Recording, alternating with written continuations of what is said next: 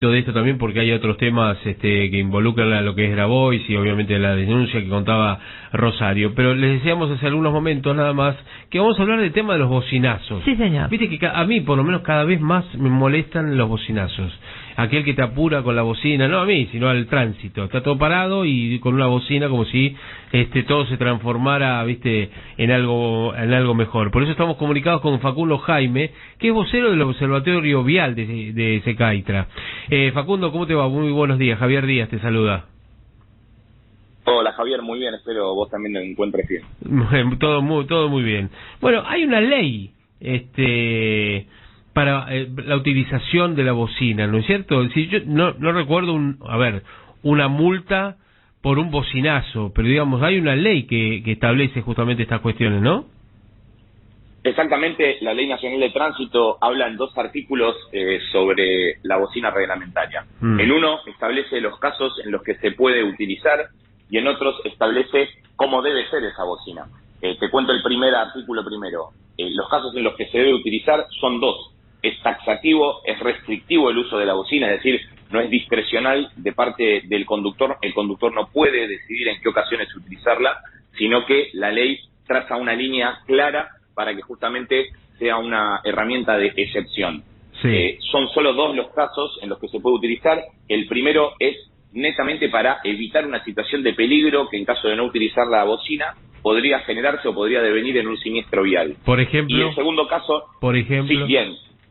Por ejemplo, un conductor que no ve a un peatón que está iniciando un cruce, y a mí me gusta dar, por ejemplo, que es un clásico, una calle con 2 manos, un vehículo cede el paso a un peatón y ve por el espejo retrovisor que está avanzando otro auto. Ajá. Entonces, si no le da aviso al peatón que tenga cuidado cuando está realizando ese cruce porque hay un auto que viene atrás y no lo está viendo, por ahí con la bocina hay una pequeña seña de que detenga su paso para continuar el cruce luego de que pase el vehículo por la siguiente mano. Es uno de los casos más claros, más evidentes de peligro. Sería algo así como peligro inminente. Exactamente. Perfecto. ¿Y qué más? A ver, porque, uno lo usa instintivamente, ¿no es cierto? Pero digamos, está como algo regulado el uso de la bocina o algo exceptuado.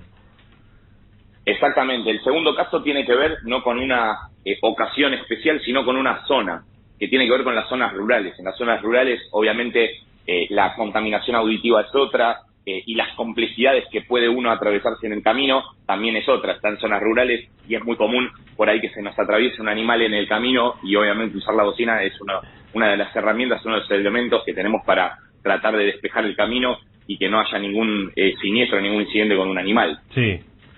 ¿Y quiénes son los que más respetan esto de no toque bocina? Bien, te voy a contar algo con respecto a las respuestas incorrectas que tuvimos. Nuestro sondeo nos dio que 7 de cada 10 argentinos conoce la normativa, pero hay un 30% que no.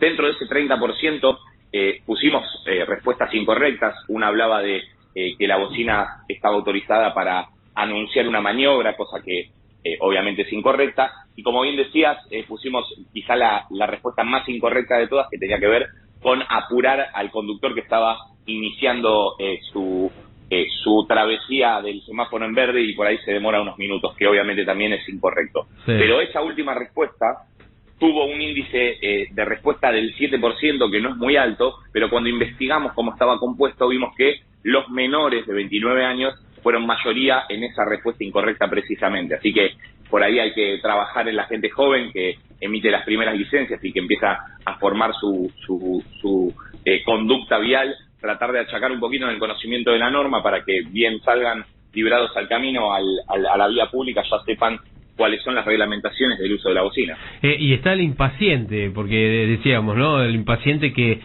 hay un atasco de tránsito y empieza a tocar bocina como si eso apurara un poco el trámite en el comienzo del problema, ¿no? Totalmente, y a eso hay que sumarle que la bocina tiene un efecto contagio en donde luego de la segunda o tercera bocina muy posiblemente se haga una orquesta sinfónica en donde todos toquen la bocina. Tal cual. ¿Y hay bocinas que están permitidas y otras que no? Exactamente, ese es el segundo artículo del cual te hablaba al principio, en donde se habla de que la bocina debe tener las características establecidas en la reglamentación. ¿Cuáles son esas características? Un límite de decibeles es decir, un límite de sonido que no debe opacar al resto. Por eso es importante no colocar y manipular una bocina que tenga una emisión de decibeles mucho más alto a lo permitido en la reglamentación, porque si vamos a la situación de riesgo que hablábamos hace un rato, y alguien necesita utilizar la bocina y otra persona tiene una bocina que tapa esa bocina, obviamente este elemento de comunicación sonora, que la bocina no es otra cosa que eso, se va a ver un poco imposibilitado. ¿Y qué pasa? Sí, se entendió. ¿Y qué pasa con las multas? Porque yo no recuerdo una multa por el uso o el mal uso de la bocina.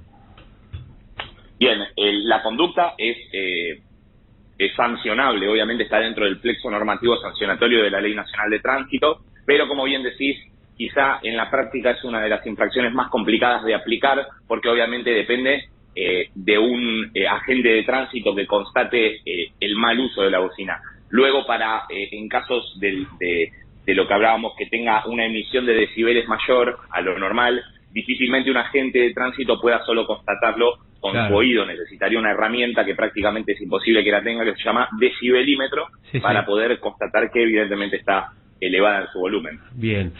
Y de paso, y antes de despedirte, Facundo, te quería preguntar respecto del alcohol cero al volante.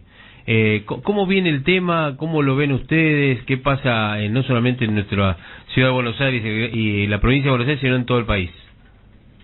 Bien, en lo que a mí respecta, este año 2022, con respecto a las leyes del alcohol cero, tanto locales como a nivel nacional, ha sido un año de crecimiento y de avances, ¿no? Tenemos en provincia de Buenos Aires ya la ley sancionada, que va a comenzar a implementarse a partir del 1 de enero de 2023, y luego tenemos a nivel nacional una media sanción que seguramente se estará tratando en la Cámara de Senadores los primeros días de 2023. Entonces, creo que este 2023 tendrá un periodo de adaptación muy interesante para los argentinos, en donde vamos a empezar a hablar de cómo volver a casa, de la idea del conductor designado o de volver en transporte público, pero entiendo que será, más allá de este cambio sociocultural, será una herramienta que salvará vidas a lo largo del tiempo. Ojalá que sí, y que se reduzcan obviamente los siniestros de tránsito y obviamente también ni que hablar las muertes. Bueno, Facundo, te mandamos un abrazo y que tengas un gran año, Saludo grande para ustedes, igualmente muchas gracias a ti como a tu producción, que siempre también me atienden. Saludo grande. Hasta luego. Facundo Jaime, vocero del Observatorio Vial.